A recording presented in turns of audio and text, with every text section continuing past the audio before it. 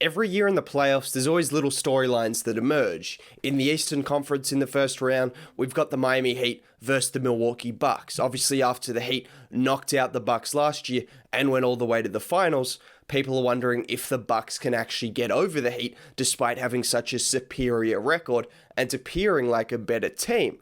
In the Western Conference, we've got one emerging because the LA Clippers, the last 2 games of the season, they made a decision. It wasn't just, we kind of want to play the Mavericks, we kind of want to avoid the Lakers. No, it was, let's do literally everything possible. They were playing it like it was the NBA Finals, except the NBA Finals of tanking, because they came up against the Houston Rockets and the OKC Thunder. These are teams that are experienced at tanking. They'd been doing it for 30 games at least, and the Clippers said, it's all right, we got this. We'll throw in Daniel Latorre. We'll have him take 25 shots to avoid playing the Lakers and go up against the Dallas Mavericks. And I'm not here to just crap on the Clippers for doing that, because I'm pretty sure literally every team in the Western Conference would do that. But outside of that making it a little bit interesting, it's also the fact these two teams faced last year, and it wasn't just a regular matchup. It went to 6 games. Luka Doncic hit a game winner. Marcus Morris stepped on Luka Doncic. There was a little bit of back and forth there. There was a bit of bad blood. Kawhi Leonard dominated every single game of that series as well. Alongside Luka Doncic, they put up fantastic numbers. Paul George had a series that he's probably been thinking about since last season, since it happened. Kristaps Porzingis got injured. There was a lot of things that happened in that series that doesn't normally happen in your regular first round series that only goes to 6 games. You add that in with the fact that the Clippers targeted this team and tried to avoid the Lakers, and all of a sudden it makes for an interesting matchup, which means why not talk about that interesting matchup? Now, before I do that, if you could drop a like on the video, it's worked every single time, but apparently this is what I'm hearing. If you drop a like on the video, the team you support is going to win the series. I don't know how it works that way, but it's just, that's kind of how it works. And if you subscribe to the channel, the Lakers will lose the play-in games. So either of those things would be cool. But we're not going to go any further than the superstars, because those are the guys that made the series last year, and those are the guys that we expect to make the series again this year. Luka put up 31, 10, and 9 in his first playoff series last season against the Clippers with all of the defenders they had. That shocked a few people, even though we didn't have much shock left to give, but it was still kind of shocking to see him dominate elite defenders. And then on the other end, Kawhi Leonard was unbelievable. 33, 10, and 5 on 54% from the field. Got to his spot every single time. 4 dribbles or something, shoulder, mid-range. That was every single possession, basically, it felt like. And then on the other end, he also had some big moments. I saw him clamp up Luka Doncic a few possessions. I saw him make some big plays.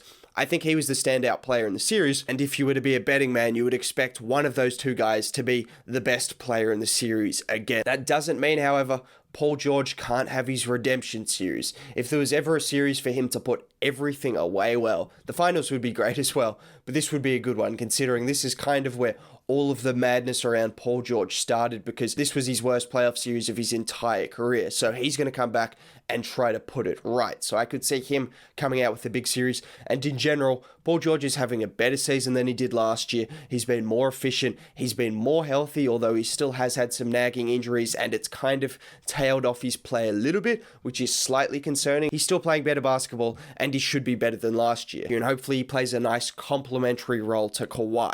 And then on the other end, the complement to Luka Doncic is Kristaps Porzingis.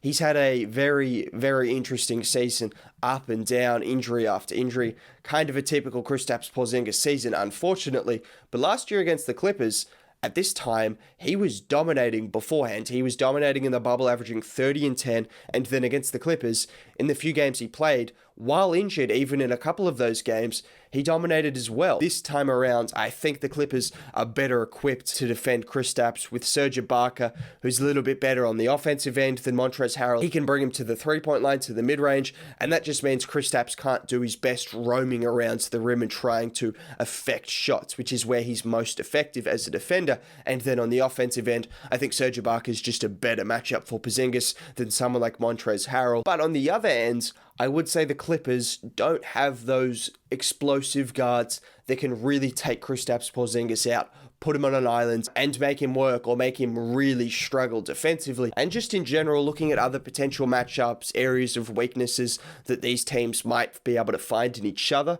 I mentioned Kawhi earlier, but I think the Mavs, they're going to have to look to double team him. I think they will, because last year in the playoffs, he got everywhere he wanted. Although Kleber played decent defense, in fairness to Kleber, Kawhi was too good. If Kawhi is on, there's nothing you can do in a one-on-one kind of situation. So the Mavericks are going to have to make a decision. Do they want to allow Kawhi Leonard to go off for 35 points a game again and shoot 55% from the field and just will their team to wins when no one else on that team was performing last season, which is a little bit concerning for the Mavericks, because if he was able to do that when no one else was doing anything on that Clippers team, then what's he able to do with this year around when the Clippers have the best three-point shooting team in the league? Paul George seems better. They've got better players around him. Someone like Rajon Rondo can take the playmaking out of his hands as well at certain times. If the Clippers want to double team him, then he can kick it out to someone like a Rondo who can then make the right pass. Those things have been upgraded. So it is scary, because if you want to double on someone like Kawhi, well,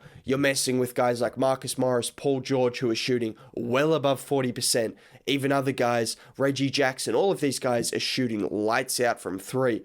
It's a dangerous situation, but I think the Mavericks are just going to have to make a decision and don't get caught halfway in between. On the other end, Luka is a similar proposition for the LA Clippers. They're a team that didn't have the answers for him last year. I said Kawhi locked him up on a few individual possessions. I don't think Kawhi is going to guard him all series, so they're going to have to find ways to try and stop Luka. And although the Mavs are only ranked 17th in terms of shooting, they've been closer to like top 10s in the second half of the season. They started shooting the ball really badly to start the season. Since then, they've been a pretty good three-point shooting team, and it's guys like Dorian Finney-Smith, Tim Hardaway Jr., Jalen Brunson.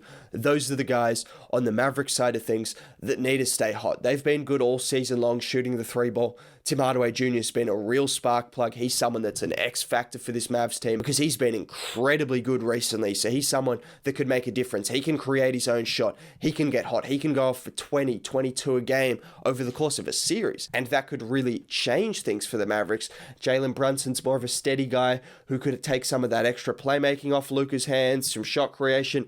And then Dorian Finney-Smith is going to be someone who's going to be tasked with guarding Kawhi, Paul George, and then shooting the ball well on the other end of the floor. For the Mavs, they need to expect that Luka is going to make it click and these role players hit their shots, and guys like Tim Hardaway Jr. do a little bit more than that. They create their own shots and make their own buckets, which they've been doing in the second half of the season. Since February, these are the 5th and 6th ranked offenses in the NBA. There's no doubt there's going to be offense. There's no doubt that the Mavericks have been an elite offense for the last 2 seasons and have been an elite offense recently, and just a really good team recently as well, which does get overlooked a bit because they had a really slow start to the season. Since then, they've been playing like a team like the Clippers. Since then, those two teams have been closer to on par than you would imagine. So that's why I think this series might be a little bit better than some people anticipate. I think a big factor, like I mentioned briefly, is Rajon Rondo. Last year when the Clippers lost to the Nuggets, when Paul George and Kawhi Leonard were having quiet games,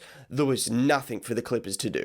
They were so ISO heavy, they didn't have enough playmaking or creation outside of there. Now you have Rondo, who last season was the second best playmaker on the championship team.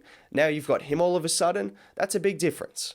Rondo doesn't probably get enough credit for what he did last season on the Lakers. If he can do a similar thing on the Clippers this season, well, I mean, the credit's all his because he was fantastic last year, and I expect him to play a similar role this year and really help them out with some of that secondary playmaking. In terms of their records on the year, the Mavs are 2-1 against the Clippers. They blew them out earlier in the season, and then the other 2 games, back-to-back, they exchanged wins. I'm not taking too much out of them because regular season matchups are so much different to postseason matchups. They were different teams at the time. They had different rotations. They had different players. They had players missing. A lot of things. But even series, the last 2 games were 1 apiece. So I think that at least says that these are 2 teams that I think, like we expect, are relatively even matched. They've been relatively similar the last few months record-wise, offensive rating-wise. The Clippers have a better defense, and I think that's where the Clippers do separate themselves. If I were to make a selection, it would be the Clippers because defensively, I think they've got another gear to go, and they've proven they're a good defensive team. The Mavericks have never proven they're a good defensive team. They've proven on some nights they can be solid defensively, but then other nights, Kristaps Porzingis looks like a train wreck.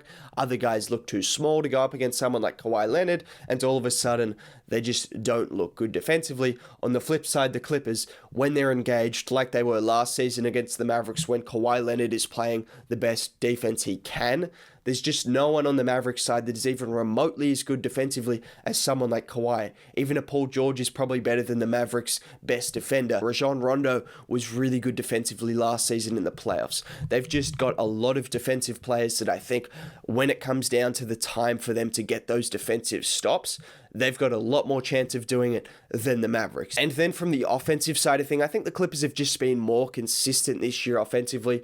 Kawhi and Luka, I think, are going to have similarly good offensive series like they did last season.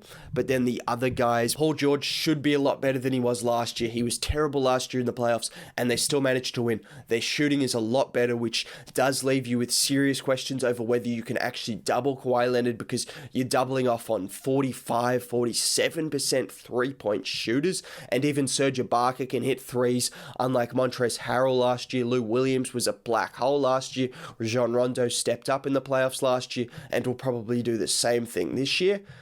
I just think it's an upwards battle for the Dallas Mavericks, one that they can climb, and it would be incredible if they climbed that hill, considering everything the Clippers did to avoid the Lakers and face the Mavericks this year, and considering that the Mavericks got knocked out by the Clippers last year, which they won't forget. Similar to Paul George not forgetting his series, the Mavericks, Luka, they won't forget this series that they had against the Clippers last season. And that's why I think it could be one of the most interesting series in the first round of the playoffs, for more than just the basketball, but the other things that go into it as well. If you did enjoy the video, let me know what you think about the series. Let me know who you think are going to win. Can the Mavericks pull it out? Maybe, I don't know. Drop a like on the video. Have a great day. I'll catch you next time. Bye.